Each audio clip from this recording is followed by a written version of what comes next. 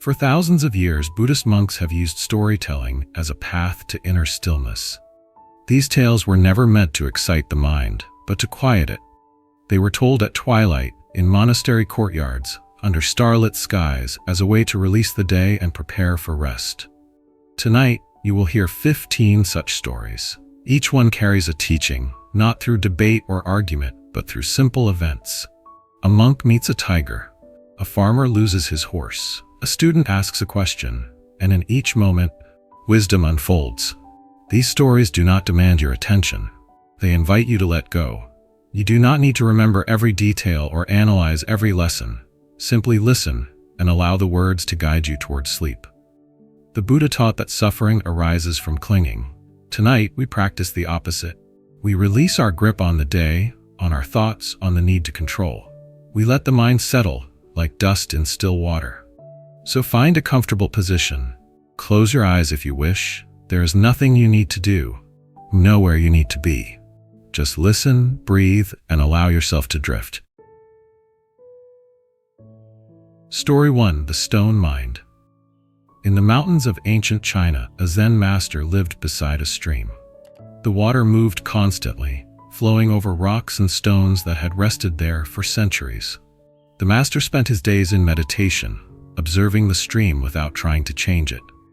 One afternoon, a young scholar arrived at the mountain temple. He had traveled for weeks, seeking answers to questions that plagued his mind. He found the master sitting on the bank, watching the water. The scholar bowed and said, "Master, I have come because my mind gives me no peace. Every night I lie awake, thinking about the past and worrying about the future. I have read many texts. I have studied philosophy and medicine, but nothing stops the endless stream of thoughts. Can you teach me how to quiet my mind?" The master did not respond immediately. He gestured for the scholar to sit beside him. Together they sat in silence for a long time, listening to the sound of water moving over stone. Finally, the master pointed to a large gray stone in the middle of the stream. "Do you see that stone?" "Yes," the scholar replied. "How long do you think it has been there?" The scholar studied the stone. Its surface had been worn smooth by the constant flow of water. Perhaps 100 years, perhaps longer. "And in all that time," the master said, "the water has never stopped flowing. It pushes against the stone every moment of every day." The stone could resist. It could fight the water, try to move upstream, struggle against the current, but it does not. It simply remains where it is. The scholar watched the water swirl around the stone. But the stone has changed. The water has shaped it. "Yes," the master agreed. "The stone has been shaped, but it has not been destroyed. It has not exhausted itself, fighting what cannot be changed. It accepts the water, and because of this acceptance, it remains at peace." The scholar considered this. "You are saying I should be like the stone. I should let my thoughts flow over me without resistance." "Your thoughts are like the water," the master said. "They will always come. Trying to stop them is like trying to stop a river with your hands. But you can choose not to be swept away by them. You can remain grounded like the stone, observing without struggle." The scholar sat quietly. For the first time in many months, he noticed that his mind had become still. The endless questions had not disappeared, but they no longer demanded his attention. They flowed past him, like water around stone. He stayed with the master for 3 days. Each day, they sat by the stream. The master taught him nothing more than what he had already shown him. But the scholar learned that wisdom often comes not from adding more knowledge, but from letting go of the need to know everything at once. When the scholar finally left the mountain, he carried no new books or teachings. He had learned to sit with his thoughts without being controlled by them. He had learned that the mind, like the stream, would always move, and that peace came not from stopping the flow, but from finding stillness within it. The stone mind teaches us that resistance creates suffering. When we fight against our thoughts, trying to force them into silence, we only create more turbulence. The stone does not fight the water. It remains steady, allowing the current to pass. In the same way, we can observe our thoughts without becoming entangled in them. We do not need to solve every problem before sleep. We do not need to control every outcome. We can simply be present, like the stone, grounded and still. This practice takes time. The scholar did not achieve peace in a single afternoon, but by returning each day to the simple act of observing without judgment, he gradually found the stillness he had been seeking. Tonight, as you prepare for sleep, you can practice this same stillness. Let your thoughts come, let them flow, and know that beneath the surface, you remain steady and whole. Story 2: The Moon in the Water. In a small monastery in Japan, there lived a monk named Chiono. She had studied Buddhist teachings for many years, practicing meditation each day, reading sutras, and following the guidance of her teachers. Yet despite her dedication, she felt that true understanding remained just beyond her reach. One evening, Chiono walked to the well to fetch water. It had been a long day of practice, and her mind felt heavy with effort. She had been trying so hard to grasp enlightenment, to understand the teachings through intellectual study alone. As she filled her wooden bucket, she noticed the full moon reflected perfectly on the surface of the water. The image appeared so clear and complete that it seemed almost real. She lifted the bucket carefully, not wanting to disturb the reflection, and began walking back toward the monastery. The path wound through a garden of bamboo. Chiono walked slowly, watching the moon's reflection dance gently in the bucket as she moved. The image fascinated her. Here was the moon, vast and distant in the sky, yet somehow contained entirely within this small vessel of water. She thought about her practice. For years, she had been trying to capture truth the way this bucket held the moon's reflection. She had filled her mind with concepts and ideas, believing that if she accumulated enough knowledge, enlightenment would somehow be contained within her understanding. The bamboo path narrowed, a root protruded from the ground. Chiono, absorbed in watching the reflection, did not see it. Her foot caught, and she stumbled forward. The bucket fell from her hands, striking a stone. The old wooden slats broke apart, and water spilled across the ground. Chiono stood still, looking down at the broken bucket and the water soaking into the earth. The moon's reflection had vanished completely, and in that moment, something shifted within her. She looked up at the sky. The real moon hung there, unchanged, untouched by what had happened below. It had never been in the bucket at all. The reflection had been just that, a reflection. An image, not the thing itself. All these years, she realized, she had been grasping at reflections. She had mistaken concepts about truth for truth itself. She had believed that understanding could be captured, contained, possessed like water in a bucket. But truth could not be held this way. It simply was, like the moon in the sky, present and complete whether she grasped at it or not. Chiono left the broken bucket where it lay. She returned to the monastery and told her teacher what had happened. The teacher listened, then smiled. "The bucket broke," he said. "And what remains?" "Only the moon," Chiono replied. "Then you have found what you were seeking," the teacher said. "Not by holding tighter, but by letting go." From that night forward, Chiono's practice changed. She no longer approached meditation as a task to complete or a goal to achieve. She sat without grasping, without trying to capture anything. And in this letting go, she found the peace that had eluded her for so long. The moon in the water shows us the difference between reality and our ideas about reality. Chiono spent years accumulating knowledge, thinking that enlightenment could be contained in concepts and understanding. But when the bucket broke, she saw clearly that what she had been holding was only a reflection. We often make this same mistake. We grasp at ideas about peace, about happiness, about success. We try to capture these things and hold them permanently. But like water in a broken bucket, they slip away. And when they do, we suffer. The real moon was never in the bucket. It remained in the sky, untouched, complete. In the same way, peace does not need to be captured or earned. It already exists beneath our grasping and striving. Tonight, you do not need to hold on to anything. Not your thoughts, not your worries, not even these stories. Simply rest in the knowing that what you seek is already present, just as the moon shines, whether we notice it or not. Story 3. The Candle and the Wind. In a monastery high in the Himalayan mountains, winter arrived early and stayed long. The cold wind blew through the valleys and snow covered the paths for months at a time. The monks lived simply, with few possessions and little protection from the harsh conditions. A young monk named Tenzin had recently joined the monastery. He came from a comfortable family in the lowlands, and this was his first winter in the mountains. Each evening, he struggled to keep his small oil lamp burning in his meditation cell. The wind found every crack in the wooden walls, and no matter how carefully he shielded the flame, it would flicker and threaten to go out. One night, after his lamp had been extinguished for the third time, Tenzin went to find his teacher. He found the old monk sitting in his own cell, where a single candle burned steadily despite the wind that howled outside. "Master," Tenzin said, "I cannot keep my lamp lit. The wind is too strong.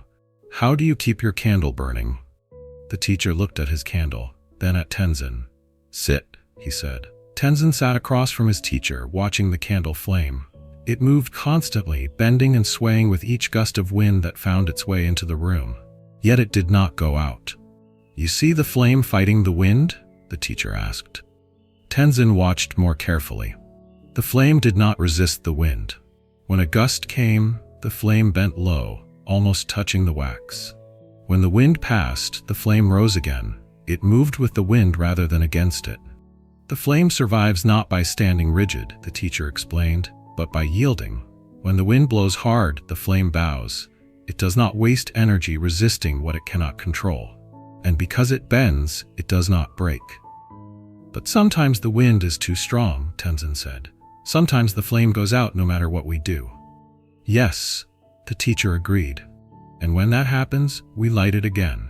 The flame does not mourn its previous burning. It does not regret going out. When conditions allow, it simply returns." Tenzin thought about this. He had been treating his lamp like a battle to be won. Each time the wind extinguished it, he felt defeated. He had been rigid in his approach, trying to shield the flame completely, fighting against the wind rather than accepting its presence. "You came here from the lowlands," the teacher continued, "where walls are thick and winds are gentle. You learned to live in one way. Now you must learn to live in another. The wind here will not change because you wish it to, but you can change how you respond to it." That night, Tenzin returned to his cell. He lit his lamp again, but this time he did not try to eliminate every draft. He positioned the lamp where some shelter existed, but he accepted that the wind would reach it. When the flame flickered, he watched it bend and recover. When it went out, he relit it without frustration. Over the following weeks, Tenzin noticed something unexpected. By accepting the wind rather than fighting it, he found himself less troubled by the cold. The discomfort remained, but his relationship to it had changed. He had learned what the candle already knew. That flexibility, not rigidity, allows us to endure. Years later, when Tenzin became a teacher himself, students would often remark on his steadiness during difficult times. He would smile and tell them about the candle and the wind, about the winter when he learned that strength sometimes looks like bending. The candle and the wind teaches us about flexibility in the face of hardship. Tenzin wanted to eliminate all difficulty, to create perfect conditions where his practice would not be disturbed. But the teacher showed him that this approach leads only to frustration. Life, like the mountain wind, will always bring challenges. We can exhaust ourselves trying to create perfect circumstances, or we can learn to bend when necessary. The flame that survives is not the one that never flickers. It is the one that moves with the wind and rises again when the gust passes. This does not mean we become passive or accept harm. The flame still seeks shelter where it can find it, but it does not waste energy fighting what cannot be changed. It adapts, recovers, and continues burning. Tonight, you may face thoughts that feel like wind threatening to extinguish your peace. Rather than fighting them, allow them to pass. Bend when you must. And know that your essential nature, like the flame's light, remains unchanged by temporary disruption. Story 4. The Lotus in Mud. In a village near the Ganges River, there lived a woman named Priya, who tended a small garden behind her house. She grew vegetables to feed her family and flowers to sell at the market. Among all her plants, she cherished the lotus flowers that bloomed in a large clay pot filled with murky water and mud. One day, a traveling merchant stopped to admire her garden. He noticed the beautiful lotus blossoms, their pink and white petals perfectly clean despite growing in dark, muddy water. "These flowers are remarkable," the merchant said. "But why do you keep them in such filthy conditions? Surely they would grow better in clean water, in proper soil." Priya smiled. "The lotus needs the mud," she said. "Without it, there would be no flower." The merchant did not understand. He saw only that something beautiful was emerging from something unpleasant. It seemed like a contradiction, a mistake of nature that should be corrected. That evening, Priya's daughter came home from school in tears. The other children had mocked her worn clothing and simple lunch. The family had little money, and what they had went toward necessities, not luxuries. "Why must we be so poor?" the daughter asked. "Why can't we have what the other families have?" Priya held her daughter and thought about how to respond. She had asked herself the same question many times, especially during the hardest years after her husband's death. Life had given her circumstances she had not chosen, difficulties she could not avoid. She led her daughter to the garden, to the pot where the lotus grew. Night had fallen and the blossoms had closed, but their presence remained. "Do you see this flower?" Priya asked. "Every morning it opens, clean and perfect. But look where it grows. In mud and murky water. The lotus does not choose clean water. It takes root in the mud because that is where it finds what it needs to grow." The daughter looked at the dark water, at the thick mud beneath. "But wouldn't it be better without the mud?" "The mud contains nutrients the lotus cannot find anywhere else," Priya explained. "The flower transforms what seems ugly and useless into something beautiful. This is not despite the mud.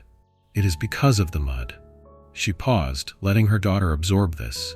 "Our difficult circumstances are like the mud. We did not choose them. We might wish for something different. But these challenges contain something we need. They teach us strength, compassion, resourcefulness. The person you are becoming grows from this soil, not from easier ground." The daughter sat quietly thinking.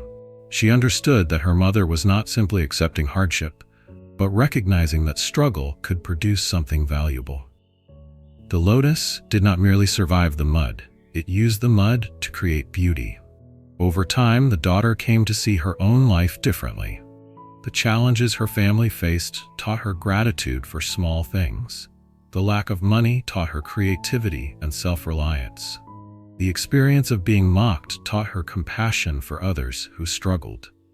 Years later, when she had grown and circumstances had improved, she realized that the difficulties of her childhood had shaped her in ways that comfort never could have. Like the lotus, she had transformed her mud into something meaningful.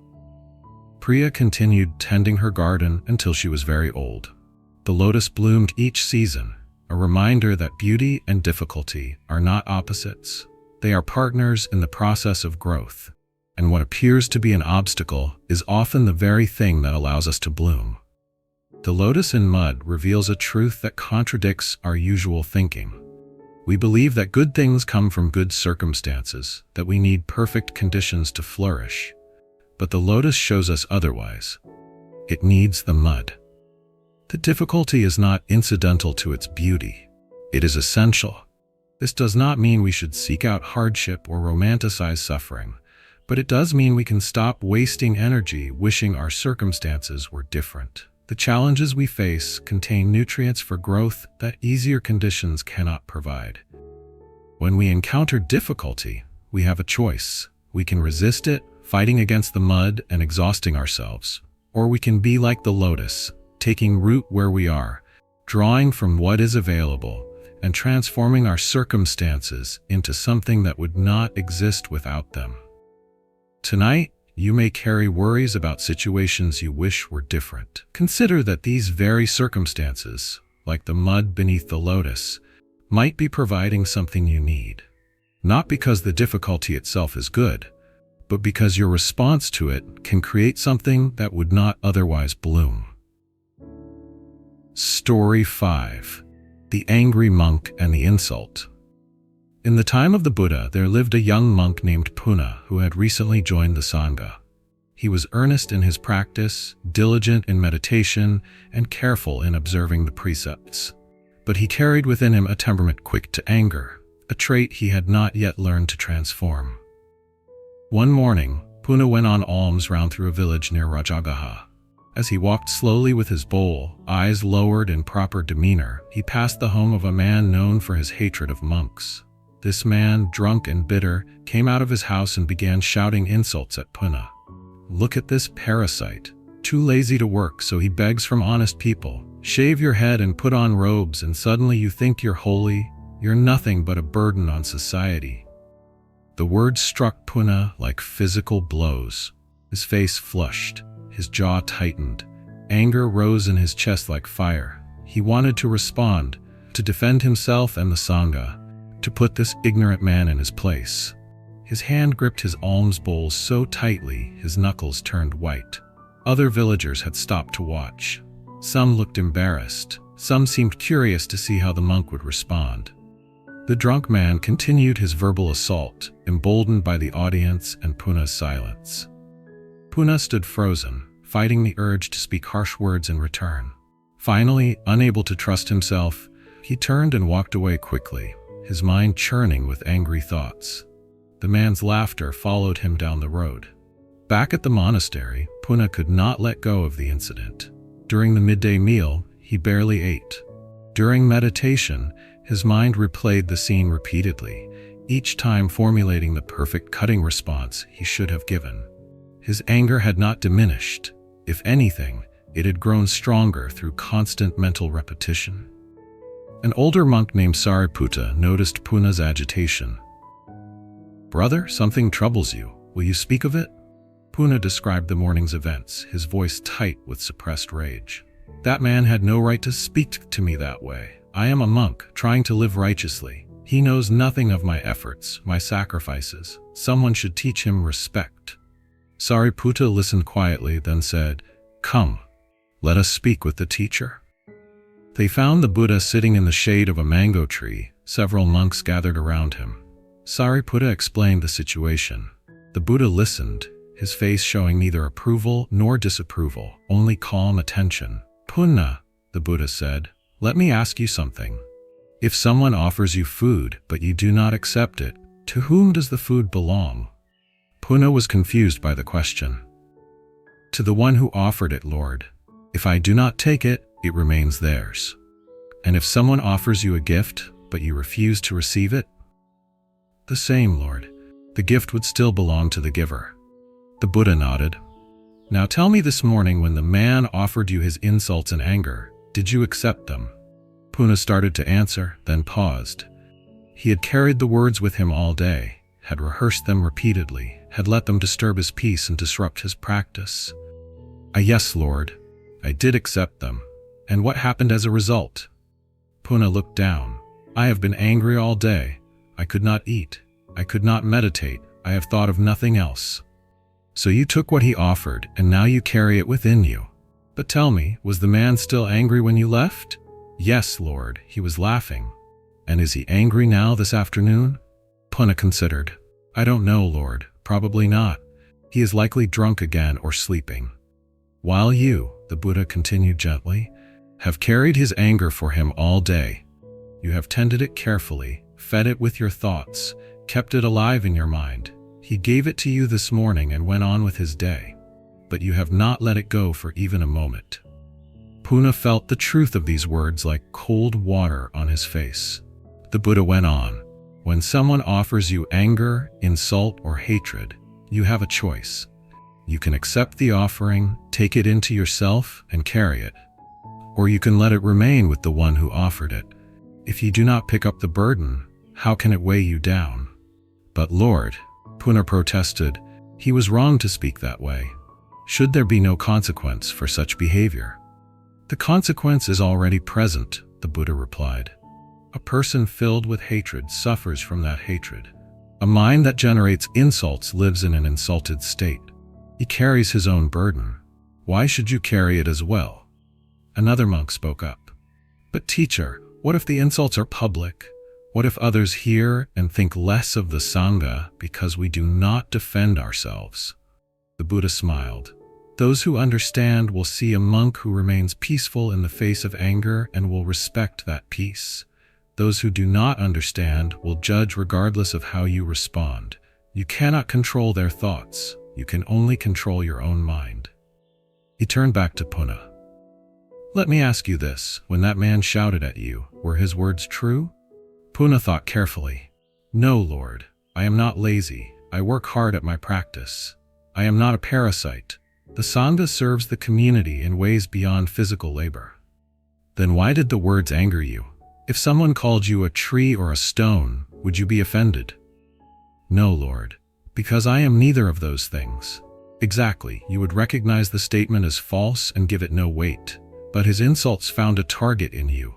Perhaps because somewhere in your mind you feared they might be true, or because your sense of self felt threatened, or simply because you expected respect and did not receive it. Puna sat with this teaching, feeling its truth settle into him. The Buddha continued, the man who insulted you is suffering. People who are at peace do not spend their mornings shouting at monks. He acted from his own pain, his own confusion. Can you not feel compassion for one so lost? This perspective had not occurred to Puna. He had seen only his own hurt and anger. When someone strikes you with their fist, you feel pain, the Buddha said. When someone strikes you with their words, you also feel pain. But the pain from words exists only if you create it in your mind. The fist causes unavoidable physical pain. The words cause only the suffering you add to them through your thoughts. Over the following days, Puna reflected on these teachings. He saw how he had turned a brief encounter into hours of suffering through his own mental activity. The man had given him a moment of unpleasantness. Puna had transformed it into an entire day of misery. Some weeks later, Puna was again on alms round in the same village. The same man emerged from his house, drunk as before. But this time, as the insults began, Puna felt something different. Instead of anger, he felt curiosity. What pain drove this person to behave this way? Instead of defensiveness, he felt compassion. How much must one be suffering to spend energy attacking a harmless monk? The words came, but Puna did not pick them up. They fell to the ground between them, the man's burden, not his own. Puna looked at the man with kindness, bowed slightly, and continued on his way. Behind him, the man's voice faltered and stopped. The monk's unexpected response had broken the familiar pattern. Perhaps, Puna thought, a seed had been planted. Or perhaps not. Either way, it was no longer his concern. He walked on, his bowl empty of food, but his mind empty of anger, and he understood that the second emptiness was far more valuable than the first. The angry monk and the insult teaches us that we suffer not from what others do to us, but from what we do with what others do to us. Puna's suffering came not from the man's words, but from his own inability to release them. The insult was offered, but Puna chose to accept it, carry it, and nurture it throughout the day. This story reveals a profound truth. We cannot control what others say or do, but we have complete control over whether we take their words into ourselves. Like a gift we can refuse, we can decline to accept anger, insults, or hatred directed at us. When we do not pick up the burden, we do not carry its weight. The Buddha's teaching also points to the source of our reactivity. Insults anger us not because of the words themselves, but because they strike at our attachments, to our self-image, to being respected, to being treated fairly. When we are secure in who we are, others' opinions lose their power to disturb us. Finally, the story invites us to respond to hostility with compassion, rather than matching anger with anger. Those who attack others are themselves suffering. Recognizing this allows us to see insults not as personal attacks requiring defense, but as expressions of another's pain. Tonight, if you carry any harsh words spoken to you, any anger you've accepted from others, you can set them down. They were never truly yours. Let them remain where they originated, and rest in the peace that comes from refusing burdens that do not belong to you. Story 6. The Hermit's Garden.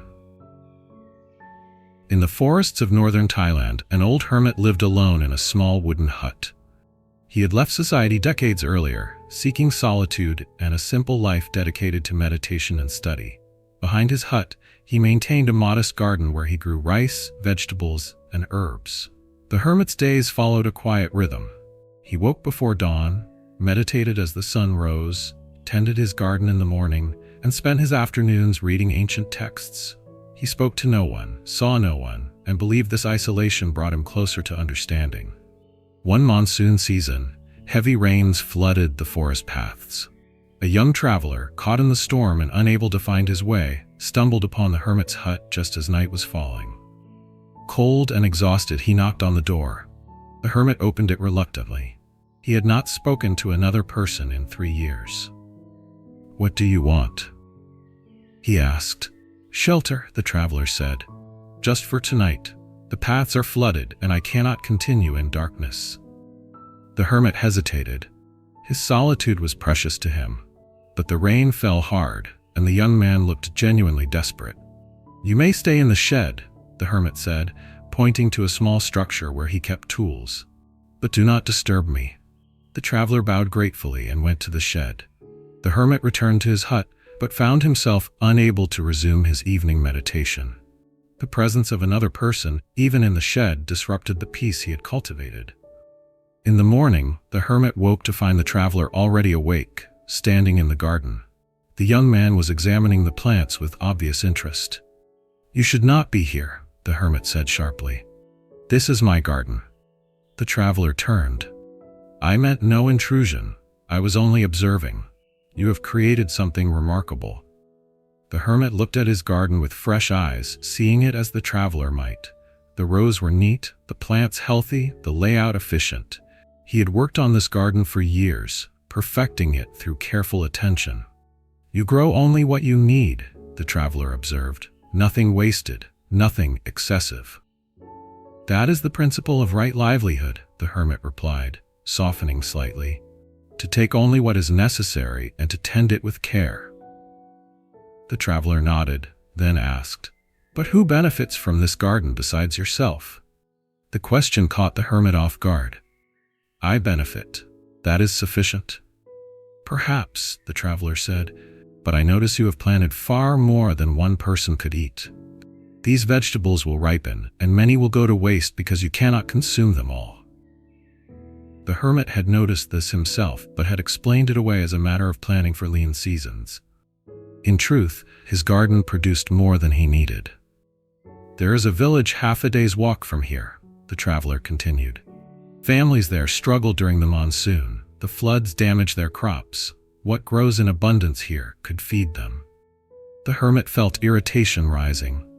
"I came to these woods to escape such entanglements. If I involve myself with the village, I lose my solitude. I lose my practice." "What is your practice for?" the traveler asked simply. The hermit did not answer immediately. He had spent years believing that isolation perfected his understanding, that by removing himself from society he could achieve clarity. But now he wondered whether he had been cultivating detachment or merely avoiding difficulty. The traveler prepared to leave as the floodwaters receded. Before departing, he said, "Thank you for your shelter. Your garden is beautiful. I hope one day it nourishes more than just the earth." After the traveler left, the hermit sat in meditation, but his mind remained unsettled. He thought about the excess vegetables that rotted each season. He thought about his years of isolation and what they had produced. He had gained knowledge from his texts and steadiness from his meditation, but he had shared none of it. The next week, the hermit walked to the village for the first time in years. He brought a basket of vegetables. The villagers received him with surprise and gratitude. He learned their names, heard about their struggles, and understood that his separation from them had not made him wiser, only more isolated. He began visiting the village regularly, bringing food when he had surplus, offering advice when asked. His solitude decreased, but his understanding deepened. He discovered that compassion required more than good intentions. It required action, connection, and the willingness to let his carefully ordered life be disrupted by the needs of others. Years later, when students asked him about the path to enlightenment, he would tell them about his garden. "I thought I was cultivating wisdom," he would say, "but I was only cultivating vegetables." Wisdom grows when we tend not just to our own needs, but to the needs of others. The Hermit's garden teaches us that spiritual practice without compassionate action remains incomplete. The Hermit believed that isolation would perfect his understanding, but he had confused detachment with disconnection. He had removed himself from the difficulties of human relationship, and in doing so, he had removed himself from opportunities to practice genuine compassion. True wisdom does not separate us from the world. It connects us more deeply to it. The Hermit's garden produced abundance, but that abundance served no one until he was willing to share it. His knowledge remained theoretical until he applied it to actual human needs. We sometimes believe that we must perfect ourselves before we can help others, that we need complete understanding before we act. But compassion does not wait for perfect conditions. It responds to what is needed now, even when that response disrupts our plans. Tonight, you may reflect on what you cultivate in your own life. Knowledge, skills, resources, time. These things gain meaning not by being hoarded, but by being offered. Peace comes not from protecting ourselves from the world's needs, but from responding to them with whatever we have to give. Story 7. Ikkyu and the Blind Monks. In 15th century Japan, during the Muromachi period, there lived an unconventional Zen master named Ikkyu Sojin. Unlike other monks who wore fine robes and followed strict protocols, Ikkyu often dressed in simple clothes and spoke plainly, caring more about truth than tradition. One autumn day, Ikkyu arrived at Daitokuji, one of the most prestigious Zen temples in Kyoto. The temple was preparing for an important ceremony to honor visiting officials and wealthy patrons. Inside the main hall, dozens of monks sat in perfect rows, chanting sutras in flawless unison. Their voices rose and fell in complex rhythms, creating an impressive display of religious discipline. The head monks moved through elaborate ritual gestures with precision. Incense filled the air. Golden Buddha statues gleamed in the lamplight. Everything appeared magnificent and spiritually profound. Ikkyu stood at the back, watching silently. His weathered face showed no expression. After observing for some time, he suddenly stood up and declared in a loud, clear voice, "This temple is full of blind monks." The chanting faltered and stopped. Shocked faces turned toward him. Whispers of outrage rippled through the hall. How dare this strange monk insult them during such an important ceremony? The temple abbot, red-faced with anger, approached Ikkyu. "Master Ikkyu, your reputation precedes you, but this is too much. How dare you call us blind? We are learned monks who have studied for decades." Ikkyu replied calmly, "You chant sutras about compassion but show no kindness to the poor at your gates. You recite words about emptiness while your hearts are full of pride. You perform beautiful rituals but do not understand what they mean. You read sacred texts with your eyes, but you cannot see the truth within them. Tell me, what is this if not blindness?" The hall fell into uncomfortable silence. Some monks looked down, ashamed. Others still glared at Ikkyu with resentment. The abbot, trying to maintain dignity, said coldly, "If we are all blind, then perhaps you should show us who can truly see." "I will," Ikkyu said simply. He walked out of the grand hall, and curious monks followed him. Ikkyu led them to the temple's outer gate, where an elderly gatekeeper was sweeping the stone path. This man was actually blind. His eyes had been damaged by illness years ago. Yet he swept methodically, mindfully, his movements gentle and complete. Each stroke of his broom was made with full attention. His face was peaceful, present. Ikkyu stopped and performed a deep, respectful bow to the blind gatekeeper. "This man," Ikkyu announced to the assembled monks, "is the only one in this temple who truly sees." The gatekeeper, hearing voices, stopped sweeping and bowed back, confused but polite. One young monk asked, "Master Ikkyu, how can you say he sees? He is blind." Ikkyu smiled. His eyes do not work, but his heart sees clearly. He performs his humble duty with complete awareness and sincerity. He does not sweep to impress anyone or because ritual requires it. He sweeps because it is what is needed in this moment, and he gives it his full presence. This is true seeing. He turned back to the assembled monks. That man has no sight, yet he walks his path without stumbling. You have eyes, yet you stumble in darkness, performing empty rituals, speaking words you do not embody, seeking praise rather than truth. Which blindness is worse? The abbot stood in silence for a long moment. Then slowly he too bowed toward the gatekeeper. One by one, the other monks followed, understanding finally dawning. From that day forward, the monks at Daitokuji Temple practiced differently. They still performed their ceremonies and chanted their sutras, but now they asked themselves, am I truly seeing? Am I truly present? Or am I just going through motions? And the humble gatekeeper continued his work as always, sweeping the path with a clear heart, never knowing that a Zen master had called him the wisest person in the temple. True seeing requires the heart, not the eyes. Ritual without understanding is empty performance. Knowledge without embodiment is mere words.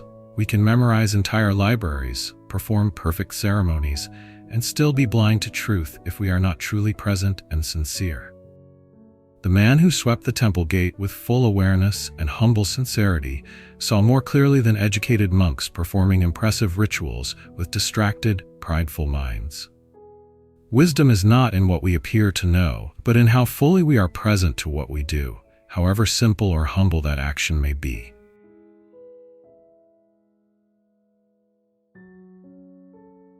Story 8: The Golden Chain.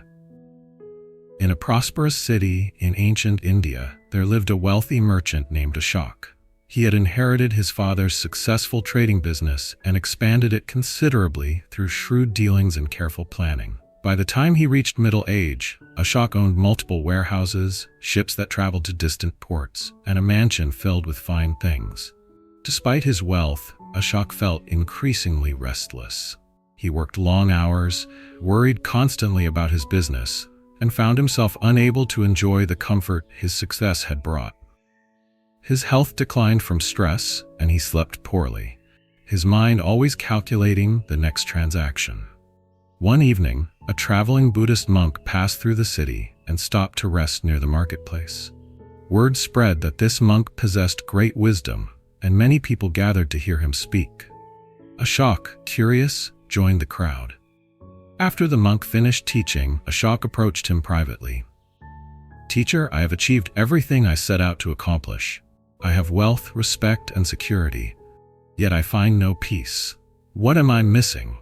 The monk studied Ashok carefully, noting his expensive robes and the worry lines etched deeply in his face. "Walk with me," the monk said. They walked through the city as evening fell. The monk led Ashok away from the wealthy districts toward the edge of town, where laborers and craftsmen lived in simple dwellings. They stopped outside a modest house where a potter was closing his workshop for the day. The potter, a man named Ravi, greeted them warmly and invited them to share his evening meal. His home contained few possessions, a sleeping mat, some cooking vessels, simple tools. Yet Ravi moved through his space with contentment, humming softly as he prepared rice and lentils. During the meal, Ashok watched Ravi closely. The potter ate slowly, seemingly savoring each bite. He asked about their travels with genuine interest, laughed easily, and appeared completely at ease. After they left, Ashok said to the monk, "That man has almost nothing, yet he seems happier than I am. How is this possible?" The monk stopped walking and turned to face Ashok. "Imagine I gave you a golden chain," he said. "Beautiful, valuable, worth more than most people earn in a lifetime. Would you accept it?"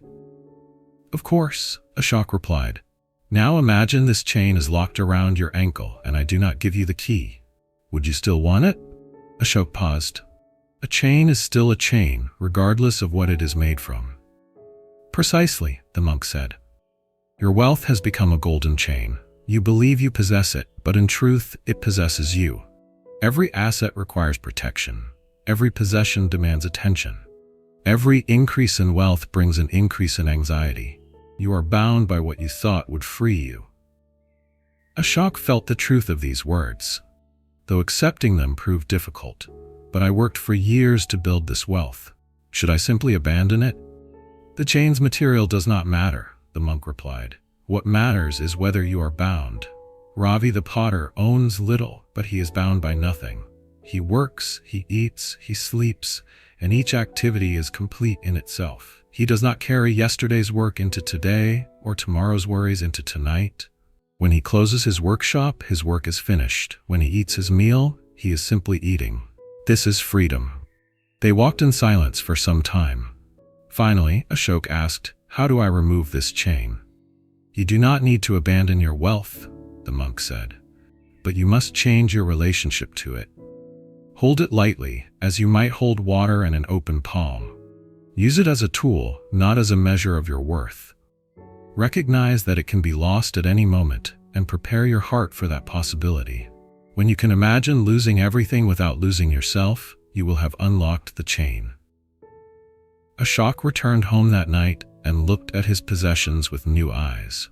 The fine furniture, the expensive art, the stored goods in his warehouses. He had believed these things proved his success and secured his future. Now he saw them as weights he carried, each one demanding energy and attention. Over the following months, Ashok began to change how he conducted his business. He delegated more responsibilities, allowing trusted workers to make decisions he had previously controlled himself. He gave generously to those in need, discovering that letting wealth flow away felt lighter than hoarding it. He spent less time acquiring and more time simply being. The transformation was gradual. His business remained successful, but it no longer defined him. When setbacks occurred, as they inevitably did, he accepted them without the panic that had once gripped him. He learned to close his ledgers at day's end and truly be finished, to eat a meal without mentally reviewing transactions, to sleep without his mind racing through calculations. Years later, when the monk passed through the city again, he found Ashok sitting in his garden watching the sunset. The merchant still lived in his fine house, still managed his business, but something essential had shifted. "The chain?" the monk asked. Ashok smiled, "Still golden, but no longer locked." The golden chain teaches us that what we own can own us. Ashok's wealth had trapped him in a cycle of constant worry and effort. He believed his possessions would bring security and happiness, but they brought only the burden of protecting and maintaining them. This story does not condemn wealth or success. It reveals how our attachment to these things creates suffering. The problem was not Ashok's possessions themselves, but his inability to hold them lightly. He had bound his identity and peace of mind to things that could be lost. True freedom comes not from having nothing, but from needing nothing. Ravi the potter owned little, but more importantly, he was possessed by nothing. His contentment did not depend on accumulation or achievement. This allowed him to be fully present in each moment, unburdened by the past or future. Tonight, consider what golden chains you might be carrying. Not just material possessions, but achievements, identities, relationships held too tightly. What would remain if these were taken away? When you can answer that you would remain complete and whole, you have found the key to your own unlocked chain. Story 9. Channa the Proud Monk. In the early years after the Buddha's enlightenment, among the monks who joined the Sangha was one named Channa. He held a position unlike any other monk, for Channa had been Prince Siddhartha's personal charioteer, the man who had driven the prince on those fateful journeys outside the palace where Siddhartha first witnessed old age, sickness, and death. On the night of the Great Renunciation, when the prince decided to leave the palace and seek enlightenment, it was Channa who saddled the white horse Kantaka and rode with him to the edge of the forest. There, Siddhartha cut his long hair, removed his princely garments, and sent Channa back with his jewels and royal ornaments. Channa had wept that night, not wanting to leave his beloved prince. Now, years later, that prince had become the Buddha, the awakened one, teacher of gods and humans. And Channa had followed him into the homeless life, becoming a bhikkhu in the Sangha. But while Channa's body wore the simple robes of a monk, his heart still carried the pride of his special connection to the teacher. "I was there from the beginning," Channa would tell newer monks. "I witnessed the great renunciation myself. I was the last person the Bodhisattva spoke to before beginning his quest. How many of you can say the same?" The other monks found Channa difficult. He refused advice from senior monks, saying, "I knew the teacher before he was enlightened. I do not need others to explain his teachings to me." When corrected for breaking minor rules, he would respond, "I was serving the Buddha when you were still children. Do not presume to instruct me." In the meditation hall, Channa would sit near the front, as if his past relationship with the Buddha entitled him to a special position. During Dhamma talks, he would nod knowingly, as if he already understood everything being said. When other monks shared their spiritual experiences or questions, Channa would often interrupt with his own stories about the prince or those early days. The situation grew worse over time. Monks began avoiding Channa. No one wanted to share a dwelling with him. Younger monks would not ask him questions, though normally they would seek guidance from older bhikkhus. Channa's isolation increased, which only made his defensiveness stronger. Finally, a group of senior monks approached the Buddha. Venerable Sariputta spoke for them. "Lord, we must address the matter of Bhikkhu Channa. His pride disrupts the harmony of the Sangha. He accepts no correction, shows no humility, and treats his fellow monks with contempt. We have tried gentle guidance, but he dismisses us. What should be done?" The Buddha sat quietly for a long moment. Those present saw sadness in his eyes. Finally, he spoke. "I had hoped Channa would find his way through his own practice, but pride is a thick barrier, and his special relationship to me has become not a blessing but an obstacle. Very well, let the Brahmadanda be applied." The monks looked at each other uncertainly. The Brahmadanda, the divine punishment, was rarely invoked. It was the most serious disciplinary measure in the Sangha. From this day forward, the Buddha instructed, "No bhikkhu shall speak to Channa unless he speaks first. No one shall teach him. No one shall dwell with him. He shall not be expelled from the Sangha, but he shall be left completely alone within it. Let him taste the fruit of the isolation his pride has created. Perhaps in that solitude he will finally look inward." The decree was announced. At first, Channa did not understand what was happening. He approached groups of monks, and they dispersed. He tried to engage others in conversation, and they remained silent. He went to the meal hall, and space opened around him. No one met his eyes. "What is this?" he demanded. "Why do you treat me this way?" But no one answered. The silence was absolute. Days passed, then weeks. Channa's pride began to crack. He had been so certain of his special status, so confident in his importance. Now he was discovering what it meant to be truly alone. The other monks continued their lives, their conversations, their studies. Channa could see it all, but was separated from it by an invisible wall of his own making. He tried to maintain his arrogance. "I do not need them," he told himself. "I have my own practice, my own connection to the teacher." But the words rang hollow. Humans are social beings, and monks especially depend on the Sangha for support, guidance, and fellowship. One evening, Channa sat alone under a tree, watching other monks gather to discuss a teaching. Their laughter drifted toward him. Their earnest questions, their mutual help, their sense of brotherhood, all these he could observe but not join. For the first time, a terrible thought entered his mind. What if I have been wrong? It was a small crack in a massive wall, but it was a beginning. Years passed. The Brahmadanda remained in effect. Channa aged, grew thinner, more worn. The isolation that was meant to humble him had become his constant companion. Still, the wall of pride, though cracked, did not fully crumble.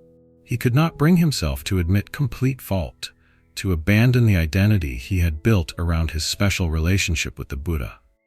Then came the news that would break him entirely. The Buddha was dying. Channa heard the monk speaking in low, sorrowful tones. The teacher was in Kusinara, lying between two sal trees, preparing for final nibbana. The Sangha was gathering to receive his last teachings. Terror gripped Channa's heart. The Buddha would die, and they had not spoken in years. He had wasted this precious time in pride and stubbornness. Now it was too late. Channa wept for the first time since that night in the forest, when he had left the prince at the edge of his quest. But these were different tears. Not tears of losing someone else, but tears of recognizing what he had lost in himself. After the Buddha's death, something broke completely in Channa. The man he had revered, the friend he had served, was gone. And Channa understood with terrible clarity that his pride had stolen from him the very thing he had claimed as his treasure, his relationship with the teacher. He went to Venerable Ananda, the Buddha's attendant, one of the few monks who had occasionally shown him kindness despite the Brahmadanda. Venerable Ananda, Channa said, his voice broken, I have been a fool. For years, I believed my past service to the teacher made me special, elevated me above others. I see now that I used that past to avoid the hard work of transformation in the present. I wore my connection to him like a crown, but I never truly followed his teachings. Can someone like me ever find the path? Ananda looked at the broken man before him with compassion. The teacher left instructions regarding you, Channa. He did? Hope and fear mixed in Channa's voice. Before his death, he said this, Tell Channa that upon my death, the Brahmadanda should be lifted. Tell him I always knew he would find his way. But the journey would be long. Tell him that pride is like a knot. The more you struggle against it directly, the tighter it becomes. Only when you stop fighting and simply let go does it release. Tell him he was my friend before he was my student, and that has not changed. Channa collapsed to the ground, weeping. The Buddha had never given up on him. Even in his final days, he had thought of Channa and provided a way forward. With the Brahmadanda lifted, monks began speaking to Channa again. But now Channa had nothing to prove. He listened more than he spoke. He accepted correction with gratitude. He served others rather than expecting service. The man who had once demanded respect now sought only to learn. He practiced with fierce dedication, not to prove his special status, but to honor the teacher he had failed while that teacher lived. The very pride that had blocked his progress now turned inward, becoming fuel for his practice. Within months, Channa attained full enlightenment. The monk who had spent decades trapped in his own self-importance finally broke free. And those who witnessed his transformation understood that even the most stubborn obstacles, given time and grace, can become doorways. In his later years, when younger monks would ask him about the Buddha, Channa would say, Yes, I knew him before his enlightenment. I drove his chariot and witnessed his renunciation, but I learned nothing from those experiences. I only truly met the Buddha years after his death, when I finally let go of my pride and actually followed his teachings. The man I thought I knew, I never really knew at all, until I stopped insisting that I did. Channa, the proud monk, teaches us that spiritual privilege can become a spiritual obstacle. Channa's genuine connection to the Buddha before his enlightenment became a barrier to his own development. He wore his special relationship like armor, protecting his ego rather than dissolving it. Pride is perhaps the most subtle and persistent obstacle on the spiritual path. It can wear the robes of humility while still maintaining its hold. It can speak the language of wisdom while remaining fundamentally separate from it. Channa shows us how we can be surrounded by truth, yet remain untouched by it when pride stands guard. The Brahmadanda, the divine punishment of isolation, was not cruel but compassionate. It held up a mirror to Channa, showing him exactly what his pride had already created: separation from others, from the teachings, and from his own potential for growth. Sometimes we need to experience fully the consequences of our behavior before we can recognize and change it. The story also reveals the Buddha's patience and faith. He knew Channa would eventually find his way, even if it took years and required the harsh medicine of complete isolation. True teaching sometimes means allowing people to exhaust themselves against their own delusions rather than trying to force wisdom upon them. Finally, Channa's transformation reminds us that it is never too late. Even after years of being trapped in pride, genuine humility and dedicated practice brought him to complete awakening. The obstacle that seemed insurmountable became, once released, the very fuel for his liberation. You might reflect on where you carry subtle pride. Pride in your spiritual understanding, pride in your past experiences, pride in being different or special. These forms of pride are harder to see than obvious arrogance, but they are equally binding. The path forward requires only what Channa eventually discovered: the willingness to truly listen, to accept guidance, and to let go of the identity we have constructed around our specialness. Story 10. Sundari's False Accusation. In the 6th year after the Buddha's enlightenment, his teaching had gained considerable following in Savatthi and the surrounding regions. The lay supporters numbered in the thousands. The monastery at Jetavana was thriving. More people came daily to hear the Dhamma, and many of the wealthiest and most influential citizens became devoted disciples. This success did not go unnoticed by the leaders of other religious sects. The wandering ascetics who had previously received the bulk of offerings and respect found their audiences dwindling. Donations decreased. Their status and influence diminished with each person who chose to follow the Buddha instead. Among these rival teachers was a group particularly bitter about their loss of prestige. They met secretly, their discussion turning to increasingly desperate measures. "We cannot compete with him in debate," one said. "He defeats every challenge." "And we cannot match the discipline of his monks," another admitted. "Their conduct is irreproachable." "Then we must destroy his reputation another way," a third suggested. "If we cannot prove him wrong in teaching or conduct, we must create scandal. People believe what they see more readily than what they hear." They devised a plan both cunning and cruel. In Savatthi lived a courtesan named Sundari, known for her beauty. She was not a follower of the Buddha, but was willing to be hired for their scheme. The plan was simple. Sundari would be seen regularly visiting Jetavana Monastery in the evening. She would tell people she was going to meet with the monks. After several weeks of establishing this pattern, she would be killed, and her body would be hidden near the monastery grounds. Sundari agreed, for the payment offered was substantial. For many days, as evening fell, she would dress elaborately and walk through the city toward Jetavana, making sure to be seen by many people. When asked where she was going, she would smile mysteriously and say, "To see the Buddha's monks. They are not as pure as people believe." Rumors began to circulate. People whispered. Some dismissed the gossip, but others felt a titillating fascination with the possibility of scandal among the supposedly virtuous monks. The seeds of doubt were being planted.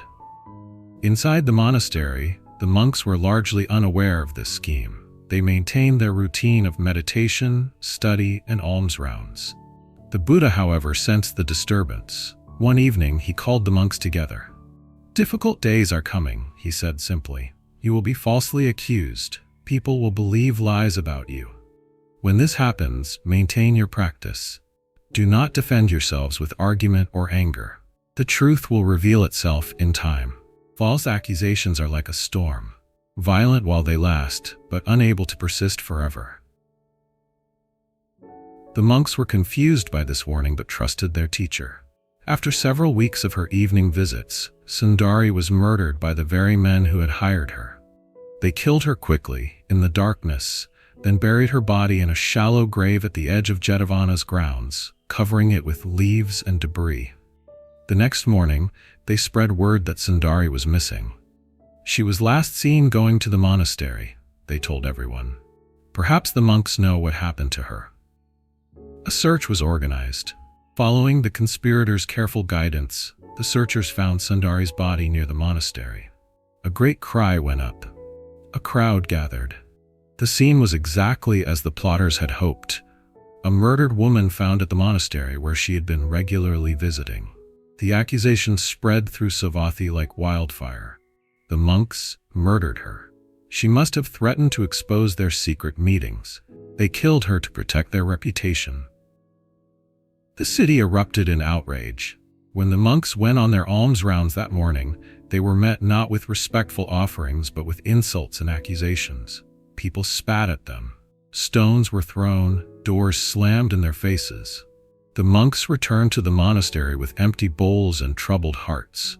The younger monks were especially distressed. "Venerable Sir," they said to the Buddha, "everyone believes we are murderers. Our reputations are destroyed. The Dhamma will be discredited. Should we not defend ourselves? Should we not investigate and prove our innocence?" The Buddha remained calm. "Did any of you kill this woman?" "No, Lord." "Then you are not murderers, regardless of what people say. A lie, no matter how widely believed, remains a lie. Our task is not to control what others think, but to maintain our own integrity. Continue your practice. Be mindful. Show kindness even to those who accuse you. The truth will emerge." "But when?" a monk asked desperately. "How long must we endure this slander?" "As long as necessary," the Buddha replied. "Impatience will not speed truth. It will only disturb your mind and give your accusers victory over your peace." For several days, the situation intensified. The monastery's lay supporters were harassed. Donations ceased. Crowds gathered outside Jetavana, shouting accusations. Some monks wanted to leave the area entirely. Others wanted to confront the accusers. The Buddha counseled patience for all. "This is a test," he told them. "Not of your innocence, that is already established, but a test of whether you can maintain equanimity when falsely judged. Can you remain peaceful when the world believes lies about you? Can you continue acting rightly regardless of reputation? This is the practice." Meanwhile, King Pasenadi, who was a devoted follower of the Buddha, heard the accusations but struggled with doubt. The evidence seemed clear. Yet he knew the Buddha and the monks. He could not reconcile the accusations with what he knew of their character. He decided to conduct a thorough investigation, sending his most trusted ministers to inquire privately and carefully. They questioned people, tracked movements, examined the grave site, and looked for inconsistencies in the story. What they found was telling. Several of the conspirators, having been paid for their part in the scheme, had begun drinking heavily with their newfound wealth. Drunk men talk, and one evening, in a tavern, they boasted about their clever plan. "We destroyed the Buddha's reputation. Sundari played her part perfectly, until we silenced her permanently." Someone in the tavern was listening, a palace guard who happened to be present. He immediately reported what he had heard to the king's investigators. The conspirators were arrested and, under questioning, confessed to everything: the hiring of Sundari, the murder, the burial near the monastery, the entire scheme designed to discredit the Buddha and his Sangha. News of the real story spread as quickly as the original accusation had. The city was shocked. Those who had thrown stones at the monks now felt ashamed. The plotters were punished according to the law. King Pasenadi himself came to Jetavana to publicly apologize. "Venerable Sir," he said to the Buddha, "I am ashamed that such injustice occurred in my kingdom, that you and your monks endured this falsehood with such dignity while I doubted. I am deeply sorry." The Buddha smiled gently. "There is nothing to forgive, great king. You investigated honestly, which is all that can be asked. As for the suffering caused by false accusation, it was only suffering we created in response to the accusation. The lies themselves had no power except what we gave them." He turned to address the assembled monks. "Let this event teach you several things. First, that reputation is a phantom. It can be destroyed in a moment by lies and restored in a moment by truth. To depend on reputation for peace is to build your house on clouds. Second, that truth does not require aggressive defense. We did not argue our innocence. We did not fight to prove ourselves.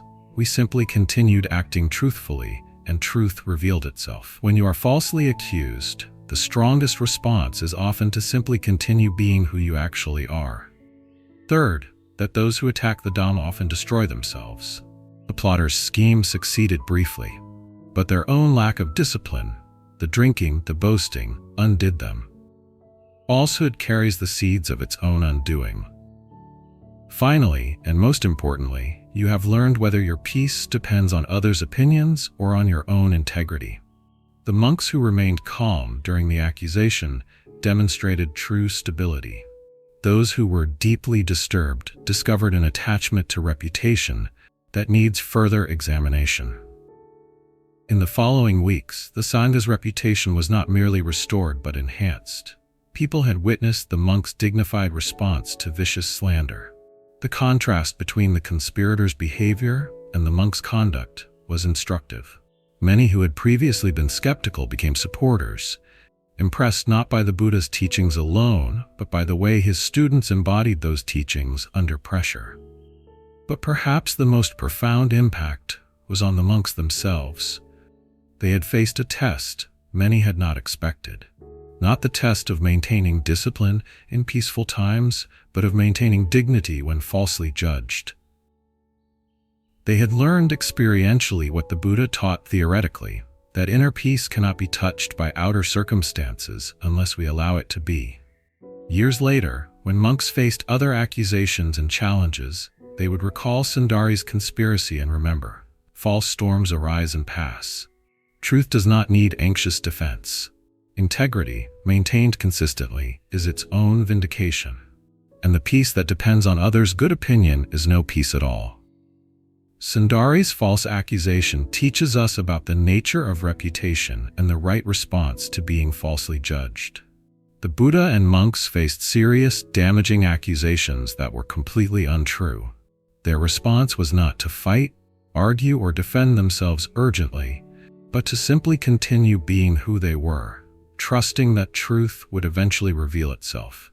This story shows that reputation is ultimately beyond our control. It can be destroyed in moments by lies and restored in moments by truth. Therefore, to make our peace dependent on maintaining a good reputation is to make ourselves vulnerable to forces we cannot manage. The only thing we truly control is our own conduct and integrity.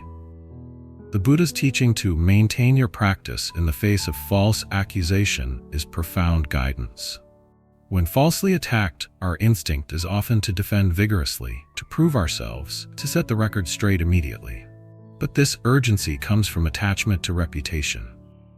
The Buddha showed a different way. Continue acting truthfully and let that truth speak for itself over time. The story also reveals that lies contain their own undoing. The conspirators' scheme succeeded briefly but could not be sustained because it was not rooted in reality. Truth has a stability that falsehood lacks. This does not mean truth always wins quickly or easily, but it suggests that persistent integrity has a strength that persistent lying cannot match. For the monks, this event was not ultimately about vindication, but about discovering whether their peace was genuine or dependent on others' good opinion. Those whose calm was shaken had found an attachment to identify and work with. Those whose calm remained had demonstrated something real.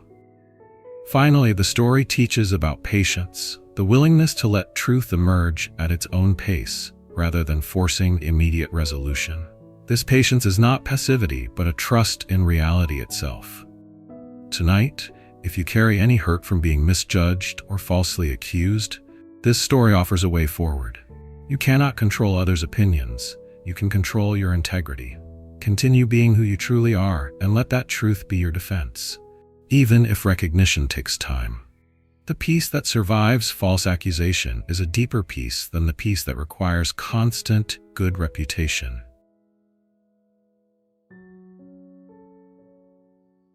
Story 11. Sopaka the Untouchable. In the city of Rajagaha, in the lowest quarter where even the poor looked down upon its residents, there lived a man named Sopaka. He had been born into the caste of Chandalas, the Untouchables, who handled the dead, removed waste, and performed tasks considered so polluting that their very shadow was thought to defile others. Sopaka's work was to gather refuse from the streets and dispose of bodies that had no family to claim them. He lived in a small hut at the edge of the garbage dump, a place where not even dogs lingered. His clothing was tattered, his body thin from inadequate food, his face weathered by sun and hardship. Most people would not speak to him. Many would turn away or cross the street if they saw him approaching. But Sopaka carried within himself a quality that his external circumstances could not touch: a deep hunger for truth. Though he could not read, though no teacher would accept him, though he was barred from entering temples, he listened. When wandering ascetics or monks passed through, speaking in public places where even untouchables might hear from a distance, Sopaka would stop his work and strain to catch their words. One day, word spread that the Buddha himself would be teaching near the city gate. A large crowd gathered: merchants, farmers, householders, even some Brahmins. Sopaka came also, but he stood far back, behind the crowd, knowing he could not press closer. From where he stood, he could barely see the Buddha, just the top of his head and the occasional gesture of his hand. But he could hear the voice, clear and compassionate. Purity and impurity depend on oneself. No one can purify another. By the quality of one's actions, one is a Brahmin or an outcast. Birth determines nothing. Conduct determines everything. These words struck Sopaka like lightning. Could it be true? Could his birth, which had determined every aspect of his life, actually be irrelevant to his true worth? The teaching continued, but Sopaka heard little else, his mind circling those extraordinary words. As the crowd dispersed, Sopaka remained, hoping perhaps for another glimpse of this teacher who spoke such revolutionary ideas. To his astonishment, the Buddha did not leave immediately. Instead, he began walking directly toward where Sopaka stood. Sopaka's first instinct was to flee. Surely the Buddha did not mean to approach him. When a holy person accidentally came near an untouchable, it required purification rituals. But the Buddha continued walking, his gaze steady, until he stood directly before Sopaka. "Friend," the Buddha said, and Sopaka nearly wept at being addressed with that word, friend, something no one had called him. "I see you have been listening carefully." "Lord," Sopaka managed, his voice rough from disuse and conversation, "I should not be standing so close. I will defile you." "Tell me," the Buddha said, ignoring this, "what makes a person pure or impure?" Sopaka remembered the teaching. You said it depends on conduct, not birth." "And do you believe this?" Sopaka looked into the Buddha's eyes and saw no disgust, no judgment, no superiority. He saw only clear attention and genuine interest. "I want to believe it, Lord, but the world has taught me otherwise every day of my life." "The world is often a poor teacher," the Buddha replied. "It mistakes appearance for reality, convention for truth. But you have wisdom, friend. You have listened and understood. Would you like to hear more?" "I would, Lord, but—" Sopaka gestured helplessly at himself, at his filthy clothes, his untouchable status. "Come," the Buddha said simply, and he turned and walked toward a grove of trees outside the city, expecting Sopaka to follow. Sopaka followed, his heart pounding. They sat beneath a large banyan tree, and there the Buddha taught him. Not the complex philosophical discourses he gave to educated Brahmins, but practical teachings about the mind, about kindness, about the nature of suffering and its end. As the sun began to set, the Buddha said, "Sopaka, would you like to join the Sangha? Would you like to become a monk?" Sopaka stared. "Lord, that is impossible. I am an untouchable. No respectable order would accept me." "I have just accepted you," the Buddha said. "In the Sangha, there are no castes. A man is measured by his virtue and wisdom, not by his birth. If you wish to ordain, you may." Tears streamed down Sopaka's face. "Lord, I own nothing. I have no family to give permission, no sponsor to provide robes or a bull. I have nothing to offer." "You have yourself," the Buddha replied. "That is enough." The ordination was conducted simply, right there beneath the tree. The Buddha gave him the basic robes from his own extra set, and a bowl from those kept for new monks. Sopaka's hair was shaved, and he received the precepts. By nightfall, the untouchable garbage collector had become Bhikkhu Sopaka, a monk in the Buddha's order. But transformation of status does not immediately transform others' perceptions. When Sopaka returned with the Buddha to the monastery, many monks were shocked. They whispered among themselves. Some refused to sit near him. A few even approached the Buddha privately. "Lord," said one senior monk, "surely there has been a mistake. This man is Chandala. His presence defiles us. The lay supporters will be horrified. We risk losing their respect and support." The Buddha's response was stern. "Anyone who looks down on Bhikkhu Sopaka because of his birth looks down on my teaching. He has been ordained properly. He is your brother in the Dhamma. Treat him accordingly, or leave the Sangha yourselves." The message was clear. Still, acceptance came slowly.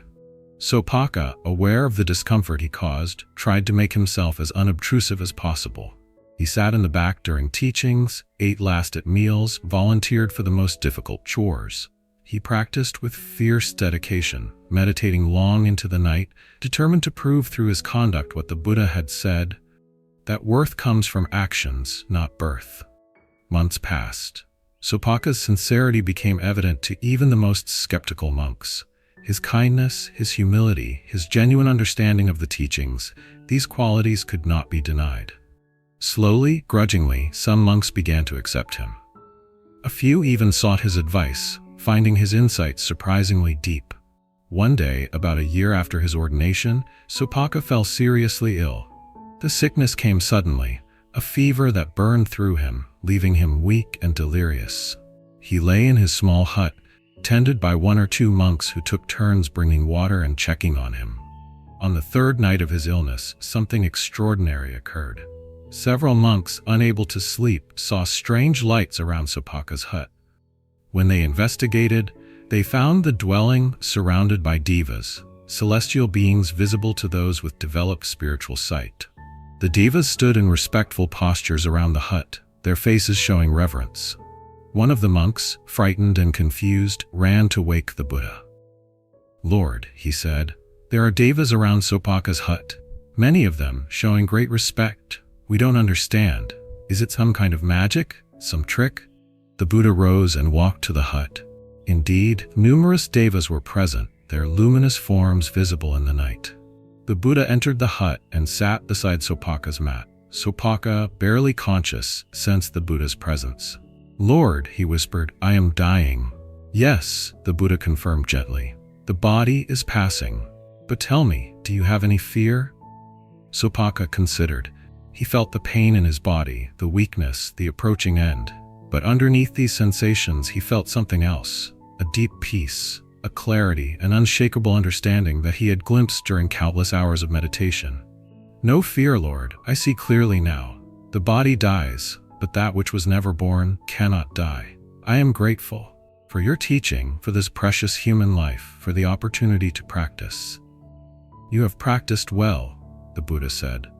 "You have attained what few attain in many lifetimes. When this body falls away, you will not return to birth and death. You have reached the end of suffering." "Thank you, Lord," Sopaka breathed. "Thank you for seeing past what everyone else saw." "I saw only what was actually there," the Buddha replied. "What you truly were was never touched by others' opinions, never stained by the work you did, never lessened by the circumstances of your birth. That truth was always present. You simply had to recognize it." Sopaka smiled and closed his eyes. His breathing gradually slowed, then stopped. The Buddha sat in silence for a moment, then stood and left the hut. Outside, monks had gathered, along with the still present devas. The Buddha addressed them all, visible and invisible beings alike. "Bhikkhu Sopaka has passed into final nibbana. He was born in the lowest circumstances humans recognize, despised and rejected by society. He died as an arahant, worthy of veneration by gods and humans alike. Let this teach you something about the nature of worth and the irrelevance of birth. The devas who stand here know the truth that many humans forget. Purity comes from within, not from status or position." He turned to the monks. "Some of you initially rejected Sopaka because of his birth. The devas, who see more clearly, honor him. Who is wiser, those who judge by externals, or those who see true nature? Remember, Sopaka, when you meet someone the world despises, ask yourself, are you seeing with wisdom or with the blind eyes of prejudice. In the morning, they cremated Sopaka's body. The same Brahmins who would have considered his living presence defiling now argued about who should have custody of his relics, for the remains of an arahant are considered especially holy. The irony was not lost on those who had witnessed his journey. The story of Sopaka spread widely. In a society rigid with caste distinctions, his transformation offered hope to the hopeless. But more importantly, it demonstrated a truth the Buddha taught consistently: that human worth is inherent and equal, that wisdom and purity are available to anyone regardless of birth, and that what we are is always more important than what we appear to be. Sopaka the Untouchable teaches us that social status, birth circumstances, and worldly identity have no bearing on spiritual worth or potential. Sopaka was born into the absolute lowest position in his society, considered literally untouchable, yet he achieved the highest spiritual attainment. Nothing about his birth prevented this. Only others' prejudices and his own potential belief in those prejudices stood as obstacles. The Buddha's willingness to ordain Sopaka was revolutionary. In accepting an untouchable into the Sangha, he directly challenged one of the most fundamental structures of his society. This was not symbolic or metaphorical acceptance. It was concrete, practical, and came at social cost. Some supporters withdrew their backing. Some monks struggled with the decision. But the Buddha never wavered, because his teaching of equality was not abstract philosophy but lived truth. The story also reveals how we confuse social constructs with reality. Sopaka's impurity was entirely invented by human convention. Nothing about the work he did actually made him less worthy, less capable of wisdom, or less deserving of respect. Yet society's fiction became a lived reality for him until he encountered a teacher who saw through the illusion. The appearance of devas at his death makes a profound point. Those with clearer sight recognize Sopaka's true worth. The beings with the least wisdom, prejudiced humans, saw only an untouchable. Those with more wisdom, unprejudiced monks, saw a sincere practitioner. Those with the most wisdom, spiritually developed devas, saw an arahant worthy of deepest reverence. What we see in others often reveals more about our own development than about them. Finally, Sopaka's fierce dedication shows us that sometimes those who start with least prove most grateful for opportunity. Having been denied respect his entire life, Sopaka did not take his acceptance for granted. This gratitude fueled his practice in a way that monks born into privilege might struggle to match. As you rest, consider: how do you judge others? By their status, appearance, and social position? Or by their actual conduct and heart? And more importantly, when you look at yourself, which voice do you listen to? The world's judgment based on externals, or the truth of your inherent worth and potential? Sopaka's transformation from untouchable to arahant is available to anyone willing to see past society's fictions to the truth beneath. Story 12. The Master's Tea. In a renowned Zen monastery in Kyoto, a famous tea master lived and taught the art of the tea ceremony. His name was Senno Rikyu, and students traveled from across Japan to learn from him. His tea ceremonies were considered perfect expressions of simplicity, harmony, and presence. One day, a wealthy lord arrived at the monastery. He had heard of the tea master's reputation and wished to experience one of his ceremonies. The lord arrived in elaborate robes, accompanied by servants, displaying all the markers of his status and importance. The tea master received him simply, bowing with the same courtesy he would offer any guest. He led the lord to the tea room, a small space with plain walls, a simple scroll, and a single flower arrangement. Nothing in the room suggested luxury or extravagance. The lord sat, somewhat uncomfortable in the austere surroundings. He was accustomed to grand halls and impressive displays. This room seemed almost insulting in its simplicity.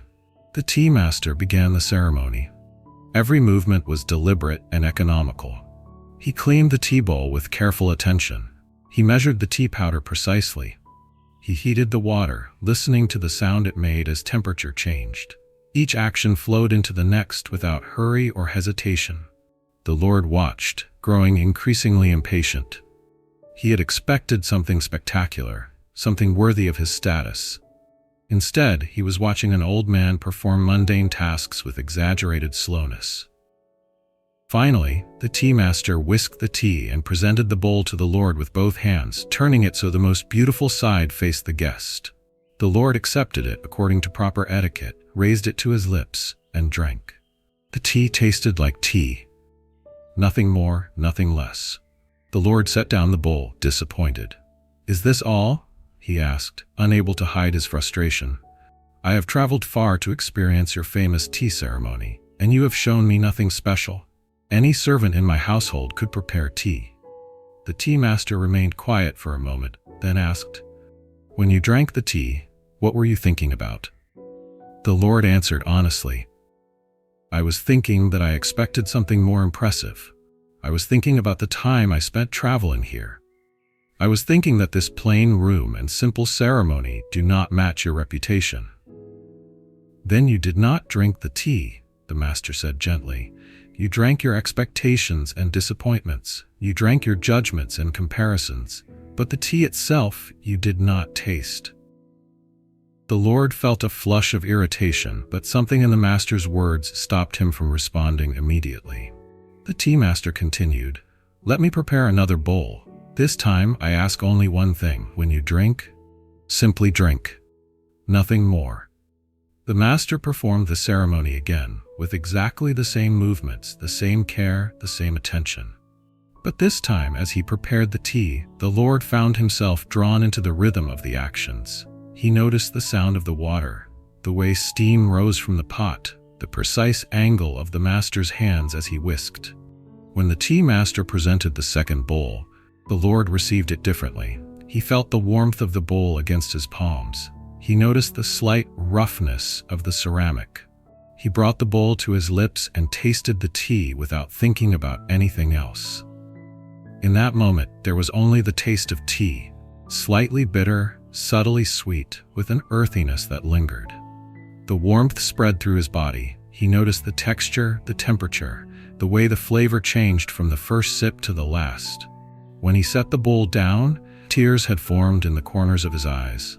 The Lord sat in silence, unable to speak. The tea master waited. Finally, the Lord said, "I have drunk tea 1,000 times, but I have never tasted it until now. I have lived 50 years, but how much of that life have I actually experienced?" "Most people live this way," the master replied. "They eat without tasting, look without seeing, listen without hearing.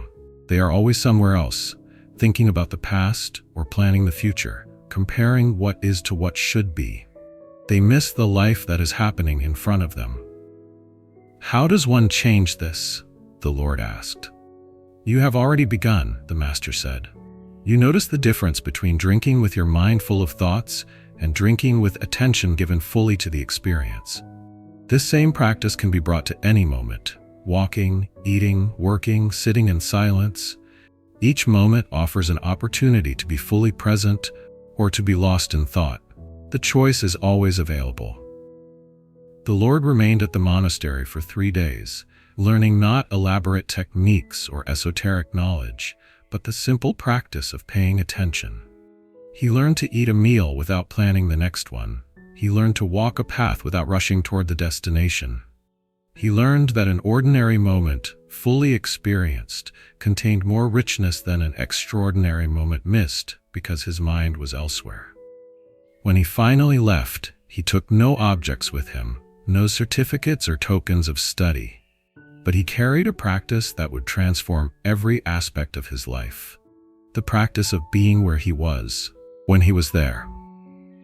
The Master's tea teaches us about the difference between experiencing life and thinking about life.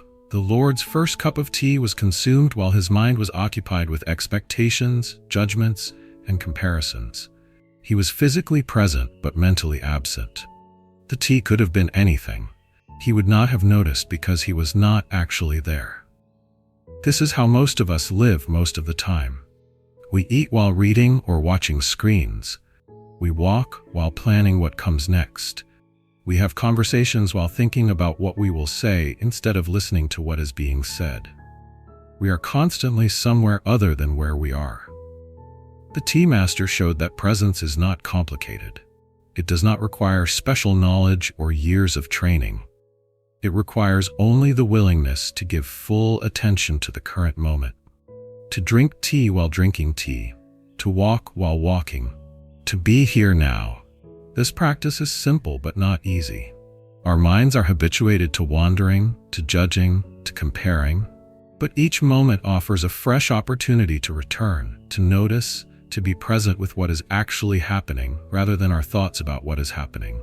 As you prepare for sleep, you can practice this same presence. Feel the weight of your body against the bed. Notice the temperature of the air. Listen to the sounds around you without labeling or judging them. You do not need to be anywhere else or do anything else. Simply be here, now, allowing this moment to be exactly as it is. Story 13. The Shepherd's Flute. In the mountains of Persia, there lived a shepherd named Ayaz who spent his days tending sheep in the high pastures. He owned almost nothing: a simple robe, a wooden staff, a water skin, and a flute he had carved himself from a reed. Each evening, as the sun set behind the mountains, Ayaz would play his flute. The melodies were not complex or practiced. He played what he felt, simple tunes that echoed across the valleys. The sheep seemed to calm when he played, and Ayaz found that the music eased his own loneliness. One day, the Sultan was traveling through the region on a hunting expedition.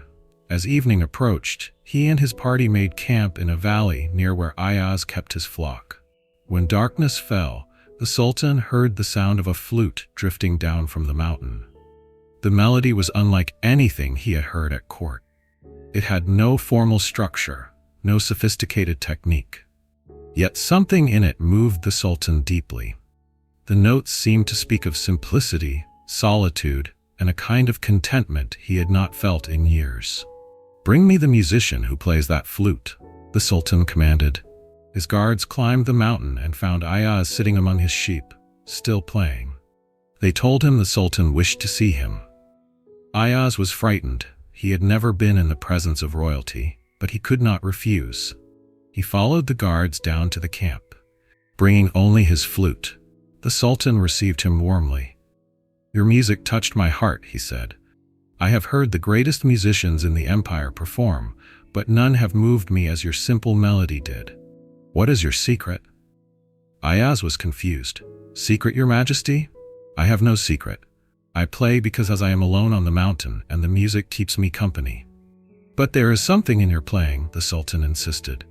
"A quality that all the trained musicians in my court cannot achieve, despite their years of study and expensive instruments." Ayaz looked at his simple reed flute, then at the Sultan. "Perhaps, Your Majesty, it is because I play for no one. I do not perform. I do not seek approval or praise. I play because the music wants to emerge, and I allow it to flow through me. The flute and I are empty. We do not hold anything back." The Sultan considered this. "Come with me to the palace," he said. "I will give you fine clothes, a comfortable room, and you will play for the court. Your music should be heard by more than sheep." Ayaz felt torn. The offer promised comfort and security he had never known. Yet something in him hesitated. Still, how could he refuse the Sultan? He agreed and traveled to the palace. At the palace, Ayaz received everything the Sultan had promised. Fine robes replaced his simple shepherd's clothing. He slept in a soft bed instead of on the ground. He ate rich foods instead of bread and cheese, and each evening he was summoned to play for the court. But something had changed. When Ayaz played in the great hall, surrounded by nobles and courtiers, the music sounded different. He played the same notes, the same melodies, but they had lost something essential. The sound was technically correct, but it no longer moved people as it had on the mountain. The Sultan noticed. "Why does your music sound different here?" he asked. Ayaz struggled to explain. "I do not know, Your Majesty. I play the same way I always have." But he did know. On the mountain, he had played with no audience, no expectations, no awareness of being judged. Here, he performed. He was conscious of the nobles watching, aware of their opinions, concerned with pleasing them. This self-consciousness created a barrier between him and the music. Weeks passed. Ayaz grew increasingly unhappy. The comfort of palace life did not compensate for what he had lost. Each night he lay in his soft bed and thought about the mountain, the sheep, the vast sky above him. Finally, he went to the Sultan. "Your Majesty, I am grateful for your generosity, but I must return to my mountain. Here, I have everything except what matters most." The Sultan was disappointed but understood. "Take whatever you wish from the palace as a gift," he said. Ayaz looked around at the rich tapestries, the gold ornaments, the luxurious furnishings. "I need only what I came with," he said, holding up his simple reed flute. He returned to the mountain, to his sheep, to his solitude. That first evening back, he sat on a rocky outcrop as the sun set and played his flute. The melody flowed freely again, clear and true. He was not performing. He was simply being, and the music was an expression of that being. The Sultan, back at his palace, sometimes remembered the shepherd and his flute. He understood that Ayaz had taught him something important, that authenticity cannot be purchased or commanded, that the most moving expressions come from those who have no awareness of performing, and that sometimes what we gain in comfort, we lose in truth. The shepherd's flute teaches us about the difference between authentic expression and performance. On the mountain, Ayaz played for no one, with no expectation of reward or fear of judgment. This absence of self-consciousness allowed the music to flow purely. At the palace, surrounded by attention and expectation, he became aware of himself as a performer, and this awareness created a barrier. This dynamic applies to much of our lives. When we are self-conscious, when we perform for others or for our own ego, we lose connection with authentic experience. We become divided. Part of us acts while another part watches and judges. This division prevents the natural flow of genuine expression. Ayaz recognized that the comfort and security offered by the palace came at too high a cost. He valued authenticity more than luxury, simplicity more than status. The wisdom was not in rejecting comfort entirely, but in knowing what he needed to preserve in himself and what conditions allowed that preservation. We often believe that better circumstances will make us happier, that more resources and recognition will improve our lives. Sometimes this is true, but other times, like Ayaz, we discover that our deepest satisfaction comes from conditions that allow us to be ourselves completely, without performance or pretense. You need not perform for anyone, including yourself. There is no one to impress, no standard to meet. You can simply be, like the shepherd on his mountain, allowing whatever arises to flow through you without interference or judgment. In this authenticity, you may find a peace that no amount of comfort can provide. Story 14. The Broken Bridge.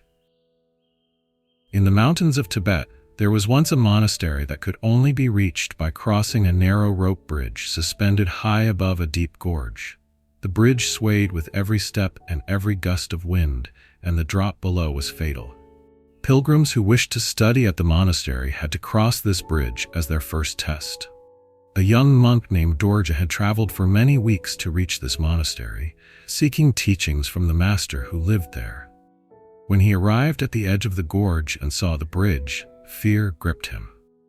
The ropes looked old and frayed. The wooden slats were uneven, with gaps between them. Far below, a river rushed over sharp rocks. Dorje stood at the bridge's entrance for a long time. Other pilgrims arrived, crossed successfully, and disappeared into the monastery on the far side. But Dorje could not make himself take the first step. An elderly nun who tended a small shrine near the bridge noticed him. "How long have you been standing here?" she asked. "Since morning," Dorje admitted. "I cannot cross. The bridge is too dangerous." "The bridge has been here for 200 years, the nun said. "Thousands have crossed it safely." "But look at it," Dorje protested. "The ropes are frayed, some boards are missing. What if it breaks while I am crossing?" The nun smiled. "Come, sit with me." She led him to a flat rock where she took her meals. "Tell me, when you walk on solid ground, do you worry that the earth will open beneath you?" "No," Dorje said. "That would be irrational. Yet the earth does sometimes open. Earthquakes happen. Sinkholes appear. Cliffs crumble. It is not impossible. Why do you not fear these things?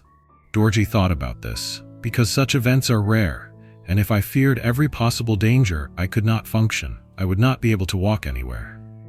Exactly, the nun said. Yet here you have allowed fear to paralyze you. The bridge is actually quite safe. It appears dangerous because you can see the drop clearly, but solid ground can be just as deadly. You simply cannot see the danger as obviously. But I can see that those ropes are old, Dorji insisted. That is not imagined fear. That is real observation. The ropes are maintained regularly, the nun replied. The bridge appears old because it is simple, not because it is weak. But let me ask you something else. What are you really afraid of? Dorji started to answer, then paused. What was he afraid of? The fall, obviously. Death, pain. But as he sat with the question longer, he realized something else. I am afraid of my own fear, he said slowly. I am afraid that if I step onto the bridge, the fear will overwhelm me. I will freeze in the middle or panic and fall. I do not trust myself to cross it successfully. The nun nodded. Now you see more clearly. The bridge itself is not the problem. Your relationship to your own fear is the problem. You have decided that fear means danger, that feeling afraid means you should not proceed. But fear is simply a sensation. It does not dictate action. She pointed to a small bird landing on the bridge. It hopped across several slats, completely unconcerned. The bird does not feel what you feel, but that does not make the bridge safer for it than for you. The bridge is the same. The difference is in the mind, not the structure. How do I cross then? Dorji asked. One step at a time, the nun said. Not by eliminating fear. You cannot control whether fear arises, but by taking the step despite the fear. The first step will be hardest. Your legs will feel weak. Your breath will come quickly. These are just sensations. Notice them, but do not let them stop you. Dorji stood and approached the bridge again. The nun walked with him. When you step onto the bridge, do not look at the far side. Do not think about how many steps remain. Look only at the board directly in front of you.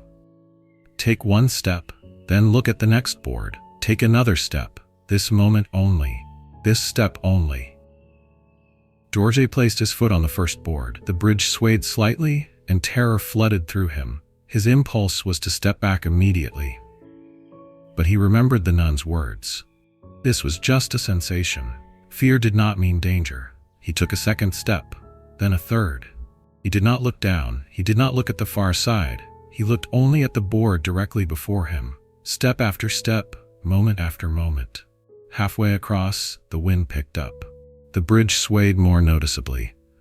Dorji's fear intensified, and for a moment he thought he would freeze.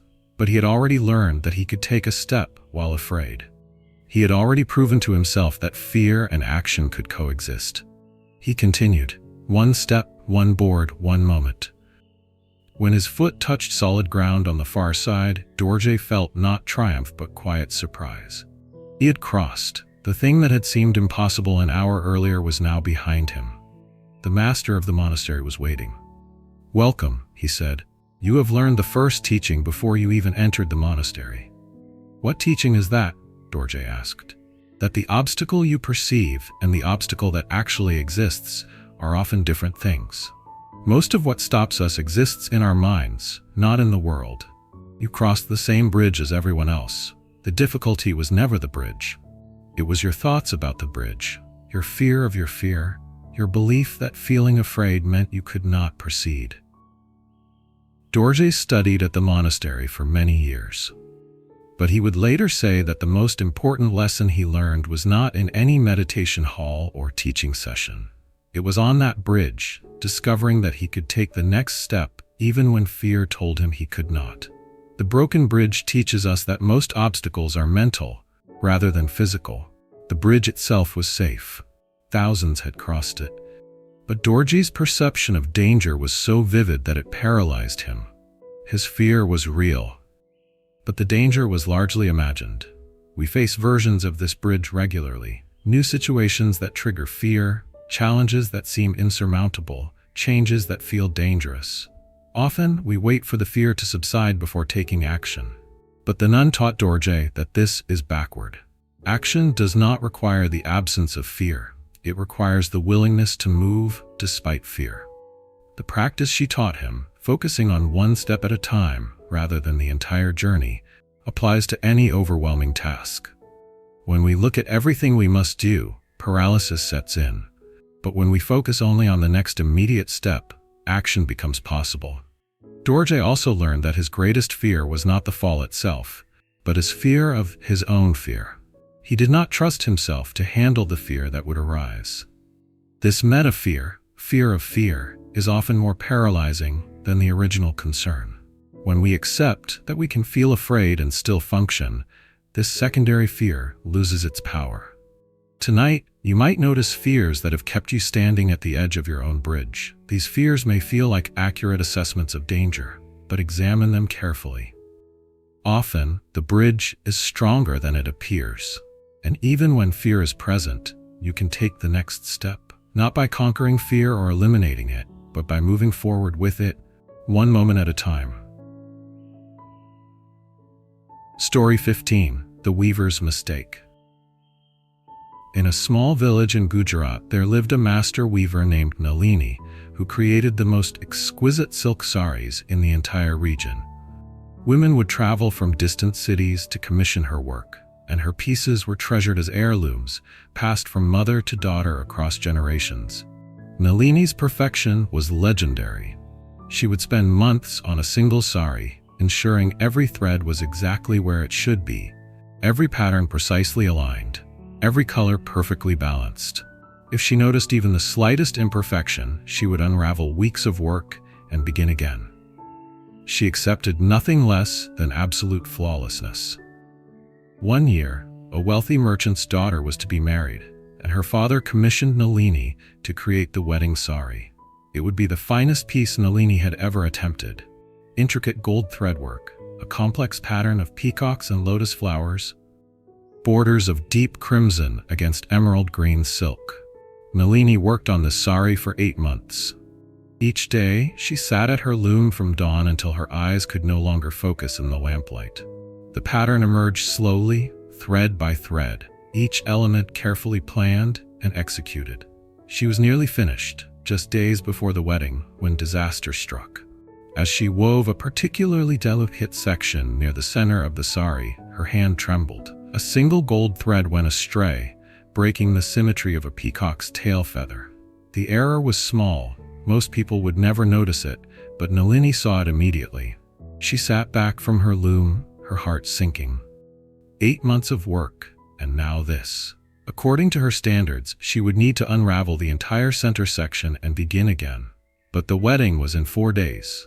There was no time. Nalini sat before the loom all night, paralyzed by the dilemma. She could deliver an imperfect sari, something she had never done. Or she could admit failure and tell the merchant she could not complete the commission. As dawn broke, her young apprentice, a girl named Priya, arrived to help with the final steps.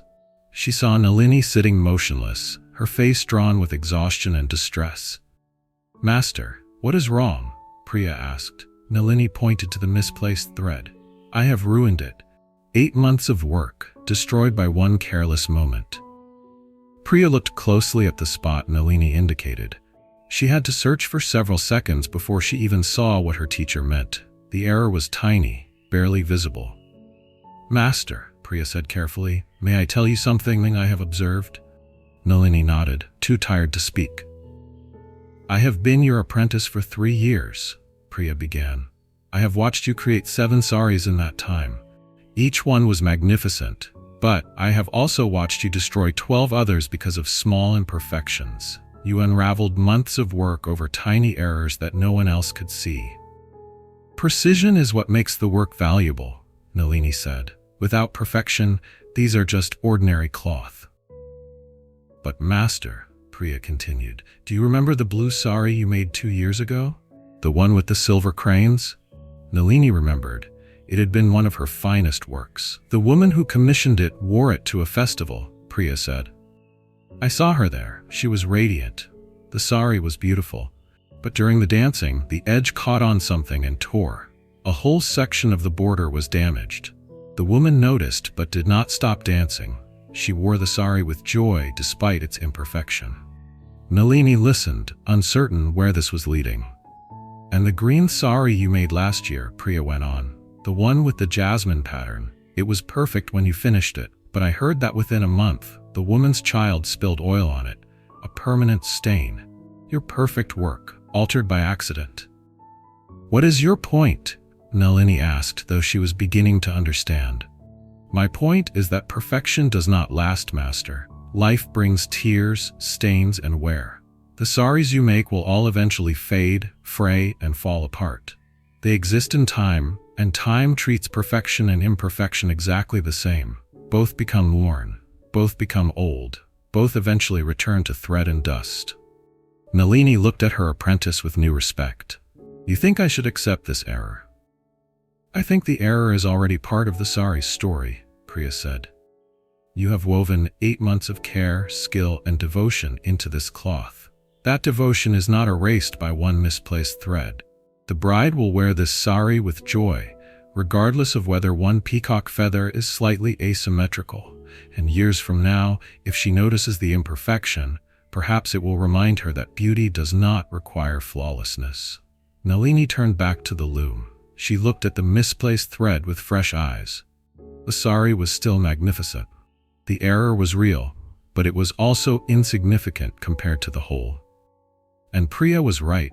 Even if Nalini achieved absolute perfection, that perfection would not survive the first wearing.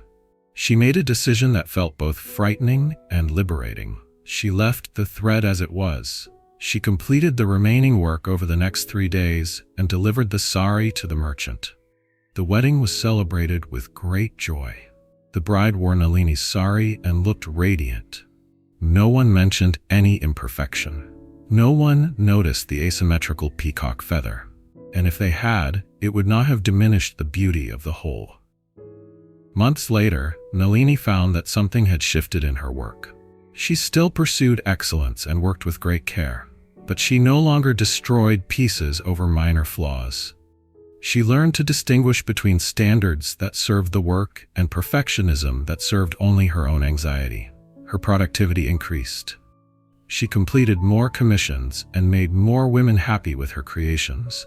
And ironically, the work she produced after accepting imperfection was more alive, more human than the flawless pieces she had created before. The slight variations and small irregularities gave each piece character, evidence of the human hands that had crafted it. Nalini kept one piece for herself, the wedding sari with the asymmetrical peacock feather. She never wore it, but she kept it where she could see it while she worked.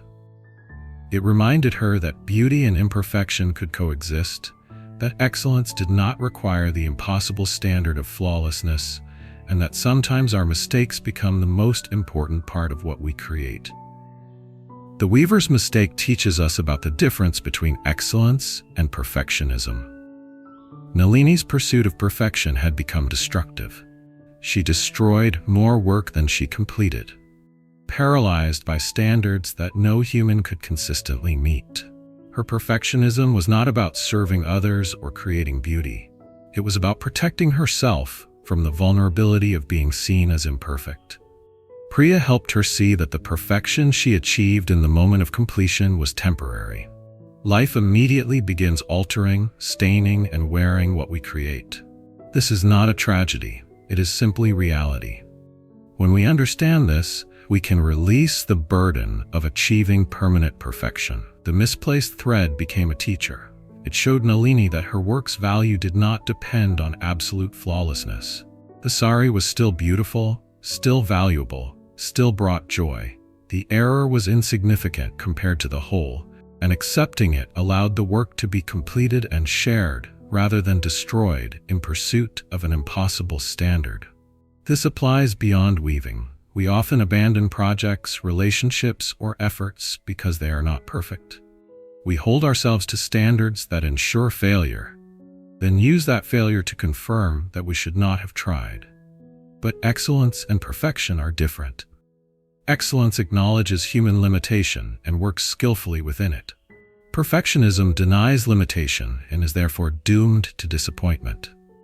Tonight, you can release the burden of perfection. You are enough as you are, with all your asymmetrical peacock feathers, all your misplaced threads. Your value does not depend on flawlessness, and the imperfections you carry may be exactly what makes you beautifully, authentically human. 15 stories, drawn from ancient wisdom traditions, each offer a different teaching. But beneath their varied lessons runs a common thread: the invitation to meet life as it is rather than as we wish it to be. The stone accepts the water's flow. The moon shines whether reflected or not. The candle bends with the wind. The lotus grows from mud. The Buddha remains silent before impossible questions. The hermit shares his garden. The bird carries what water she can. The merchant unlocks his golden chain. The monks learn what to carry and what to set down. The emperor values honesty over appearance. The grieving mother discovers shared humanity, and the tea master teaches presence in each moment. You do not need to remember all these stories or extract lessons from each one. They have already done their work simply by occupying your attention, by giving your mind something to contemplate other than its usual concerns. As you settle into sleep now, allow these stories to fade. Let them become like dreams themselves, present but not demanding, there but not insistent. You have nowhere to go, nothing to solve, no problem to address. This moment is complete as it is. Your breath continues, gentle and steady. Your body rests, supported and safe. And your mind, having journeyed through these ancient tales, can finally be still. Sleep well.